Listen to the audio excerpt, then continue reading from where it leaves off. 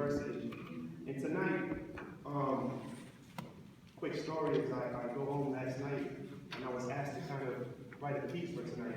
And it got a little crazy at my church last night at 11 o'clock. And the story, I came home at 3 in the morning. And this is what I came. And I want us to just take a walk together through the 4 nights. Well, tonight's the 5th. This is the expression of the arts, so I don't have to write about it, thank God. It's a lot longer. So, you got joy, right?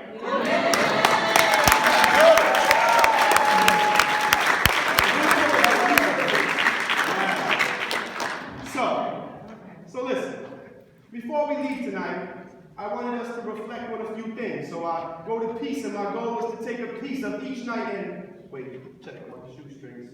Because we're about to take a walk together, and this isn't my poem, but a creative way for us to talk together. But Sally said I got, 5 minutes? She knows I can talk forever. Especially when I'm talking about him. Yeah. This whole week we've been talking about them. Them who? The future, the next generation, the up and coming, the youth, the hope for the nation. Wow. Quick story. So I sat down to write last night while looking through a whole week of material.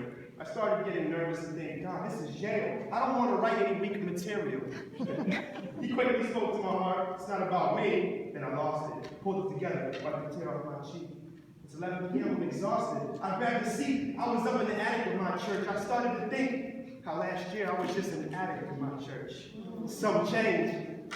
With the worship music still on, I still couldn't write, so I laid on the floor, I fell asleep, woke up, no change. Because God gave me a vision and told me I'll be adding to the church young names.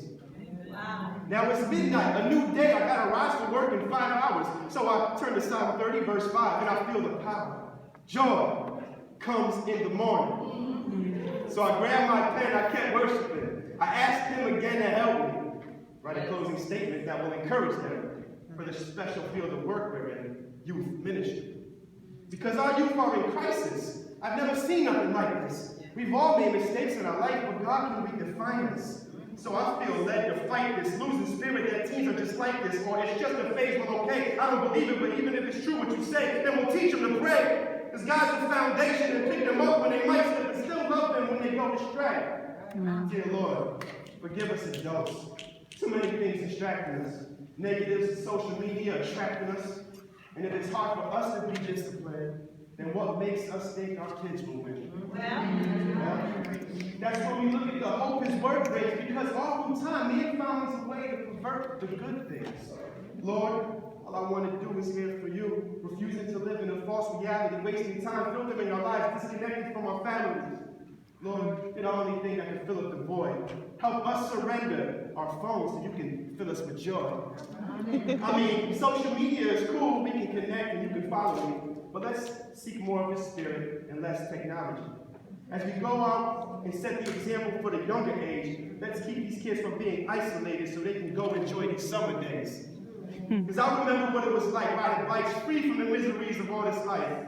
But now, these kids are constantly connected to these Wi-Fis, secluded in their rooms, trading a blue thumbs up for high fives. Think about it. So, what do we do as youth leaders? I mean, we talked about many ways that you can tie social media into living healthy and joyful lives. It's possible to find a key to loneliness that has a knock on you. I see Facebook as my journal with people, pictures, and dates. I keep it in Christ, so I keep it positive because our youth have too much negative surrounding them. We want them to look back and see that it came a long way, and it's a cool way to say someone is proud of me. Positive affirmations, scriptures in comment boxes. We can't let the whole world see our face. I mean, we could be praises, reminding the youth of what God has promised. I heard this quote, and I lived long enough to find it true. Help release the joy in someone else, and find that joy inside of you. So, don't let that enemy take our Jesus posts and word of mouth, because if social media isn't the problem, the enemy will find other ways to burn you out. Ephesians 6, armor up, be fortified, so when the heat comes in, you can identify the warning signs. Because the enemy only wants to bring the passion in. He did it on me about 3 times, I still live. I don't know about you, but I got a target on my chest. I'm a youth leader and a passionate. So we recognize the significance of spiritual practices, right? To fight off the attack so we can prevent and respond to help this burnout in the gap. I'm sure we can find the scriptures for this, but take it from the words of me. In Christ, you ain't got a good thing going if you ain't facing some adversity. So, what do we do, sisters and brothers? We recognize we don't got the power. We can't save others, but Jesus can. He's the man. Yeah. Plus, we are not energized by the need to be accepted, because if we live by their acceptance, we'll die by their rejections. So we take time to examine. Closed eyes, focus on the times where the joy was, thank God. Closed eyes, reflect on the times we fell short, thank God. I want to live a life where joy is a substance. Make them want to reach out and grab it. Have folks amazed, like what he just went through was tragic. How does he still have it? It's almost like it's automatic. So, here's my advice. If you are feeling worn down by this life, and it's tempting you to be distant, like all this hard work and we're not even making a difference, arise, shine, youth leaders, for your light has come. The darkness cannot hide. We may be tired, but the fight is won. The glory of the Lord rises upon you. So keep fighting the good fight and be encouraged, not burden that these kids' lives is upon you. Because we all know the other side of that coin. A pipeline for my boys. I'm from the neighborhood. I know the language used. When these young dreams deferred become nightmares, you know, thanks to youth. I admit, at first I was offended by the state our youth are in. Things I see, I want to cry. Then I was intrigued and asked, what can I do for them? Take it from me. I'm in the field now. Public schools, Christian faith. Every morning, need my strength, I have to kneel down. It's so hard motivating students to catch up on their work through all the suspensions. Try to avoid the 5 S's. Stigmatized, segregated, silenced, suppressed, and sentenced. Because the words influence and strong lives. So the goal is to come along with love. They don't feel pulled from both sides. Discipleship, personal investment. So buckle up, it will be a long ride, but in Jesus, we all know the return on the investment. I know some who are locked up, so I visit. I keep speaking, I never quit it. Because when they hear this hope, they're not worried about their sentence.